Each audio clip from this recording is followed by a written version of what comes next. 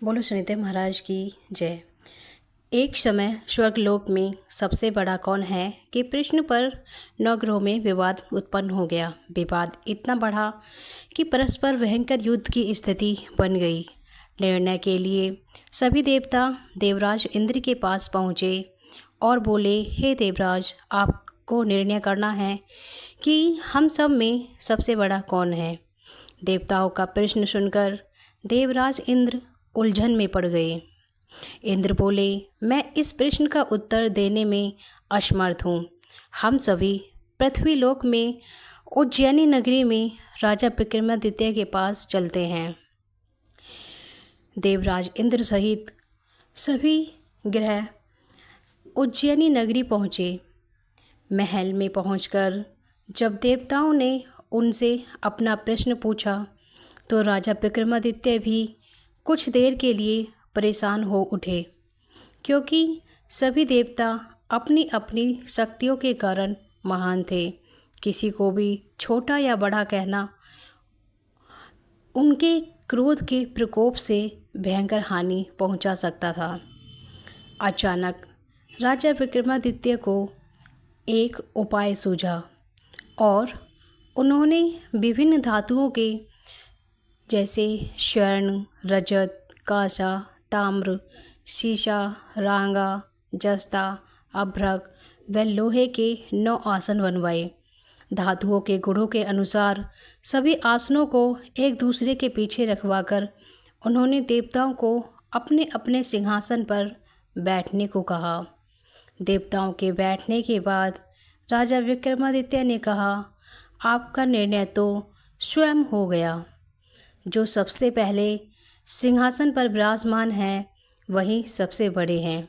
राजा विक्रमादित्य के निर्णय को सुनकर शनिदेव ने सबसे पीछे आसन पर बैठने के कारण अपने को छोटा जानकर क्रोधित होकर कहा, राजा विक्रमादित्य, तुमने मुझे सबसे पीछे बैठाकर मेरा अपमान किया है।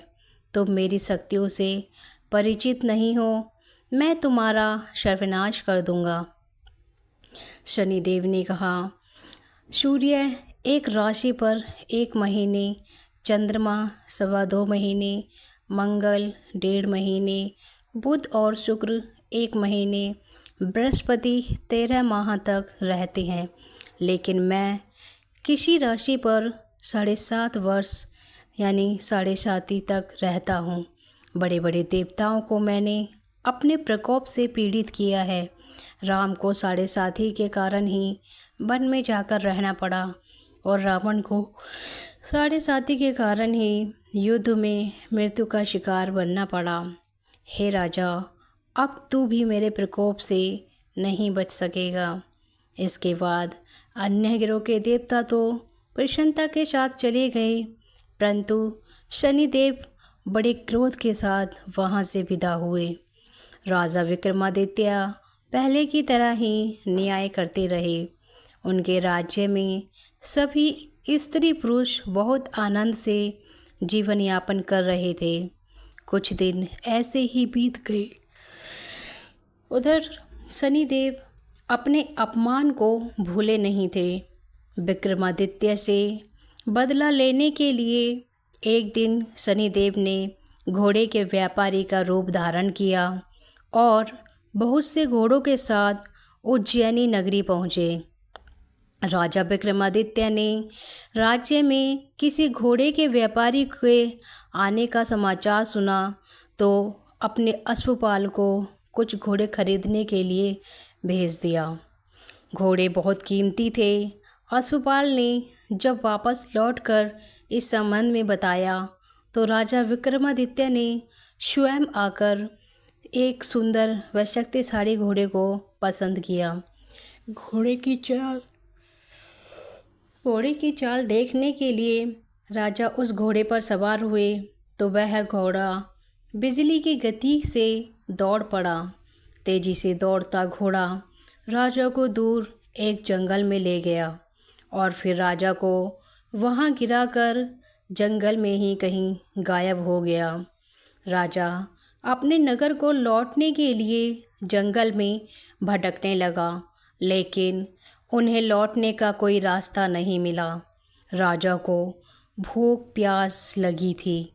बहुत घूमने पर भी उसे एक चरवाहा मिला। राजा ने उससे पानी मांगा। पानी पीकर राजा ने उस चरवाहे को अपनी अंगूठी दे दी। फिर उससे रास्ता पूछकर वह जंगल से निकलकर पास के नगर में पहुंचा। राजा ने एक सेठ की दुकान पर बैठकर कुछ देर आराम किया। उस सेठ ने राजा से बातचीत की तो राजा ने उसे बताया कि मैं उज्जैनी नगरी से आया हूँ। राजा के कुछ देर दुकान पर बैठने से सेठ जी की बहुत बिक्री हुई। सेठ ने राजा को बहुत भाग्यवान समझा और खुश होकर उसे अपने घर भोजन के लिए ले गया। सेठ के घर में सोने का एक हार खूंटी पर लटका हुआ था। राजा को उस कमरे में छोड़कर सेठ कुछ देर के लिए बाहर गया। तभी एक आश्चर्यजनक घटना घटी। राजा के देखते देखते सोने के उस हार को खूंटी निगल गई। सेठ ने कमरे से लौटकर हार को गायब देखा तो चोरी का संदेह राजा पर ही किया, क्योंकि उस कमरे में राजा ही अकेला बैठा था। सेठ ने अपने नौकरों से कहा कि इस परदेशियों को रस्सी से बांधकर नगर के राजा के पास ले चलो। राजा ने विक्रमादित्य से हार के बारे में पूछा तो उसने बताया कि उसके देखते देखते खूंटी ने हार निकाल लिया था। इस पर राजा ने क्रोधित होकर चोरी करने के अपराध से विक्रमादित्य के हाथ पांव काटने का आदेश दिया। राजा विक्रमादित्य के हाथ पांव काटकर उसे नगर की सड़क पर छोड़ दिया गया। कुछ दिन बाद एक तेली उसे उठाकर अपने घर ले गया और उसे अपने कोल्हू पर बैठा दिया। राजा आवाज़ देकर बैलों को हाँकता। इस तरह तेली का बैल चलता रहा और राजा को भोजन मिलता रहा। शनि के प्रकोप की 6.5 पूरी होने पर वर्षा ऋतु प्रारंभ हुई। राजा विक्रमादित्य एक रात मेघ मल्हार गा रहे थे।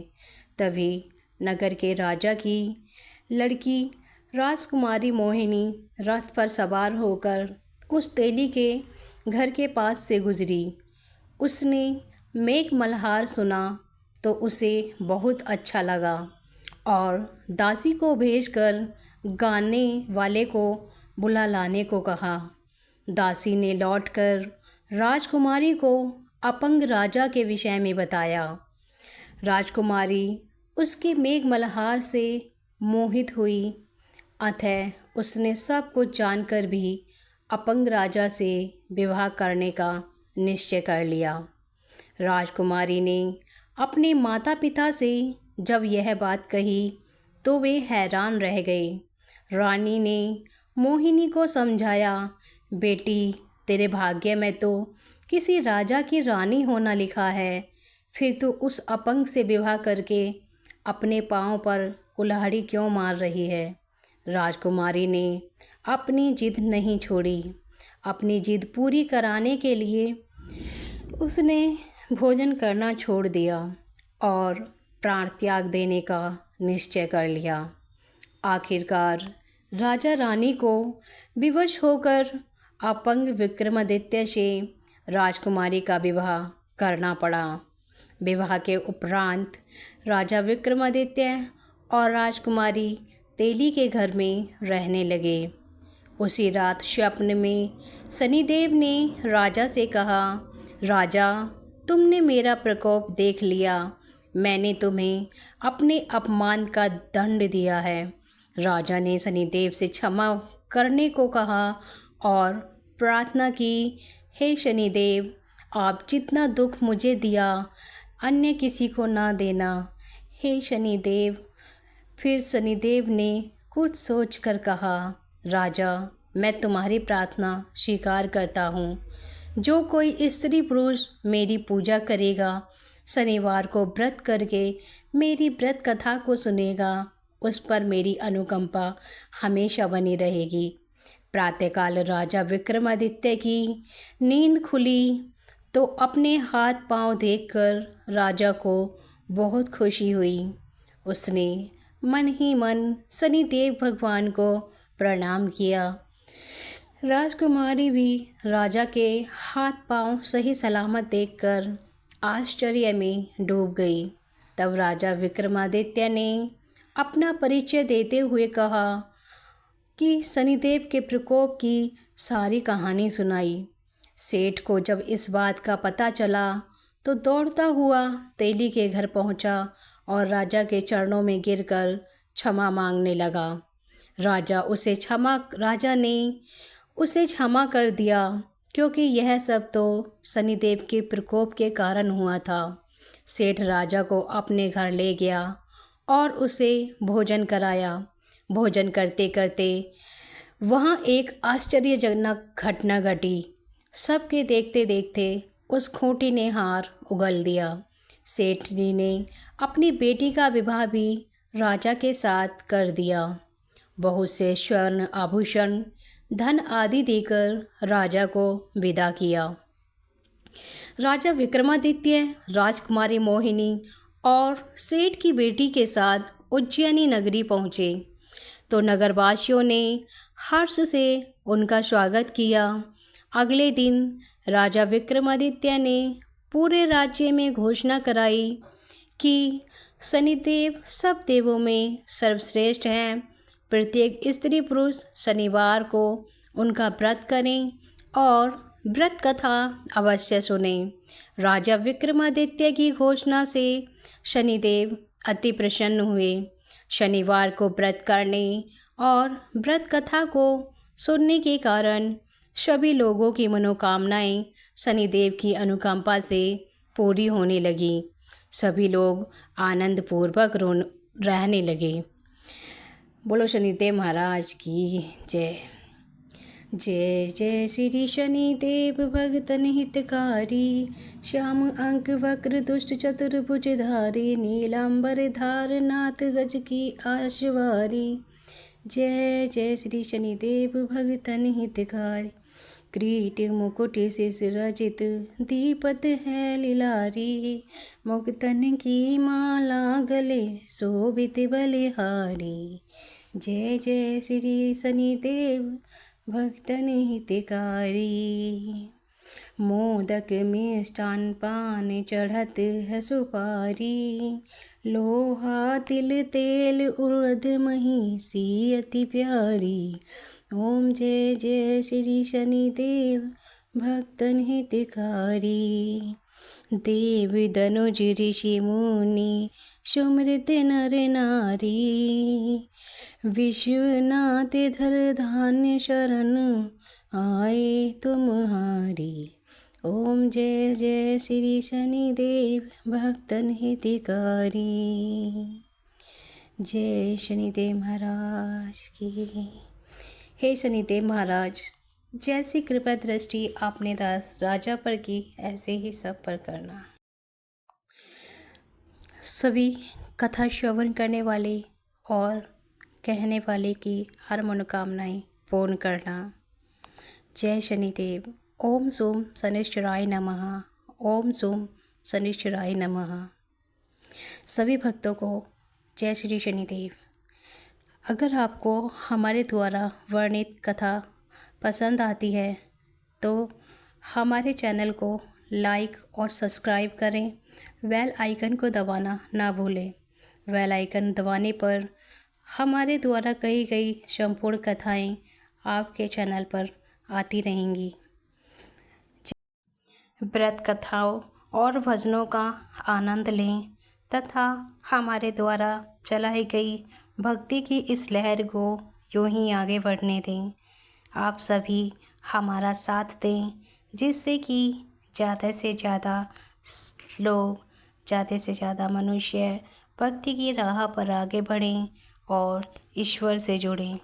जय श्री शनिदेव। जय हनुमान। जय श्री शनि।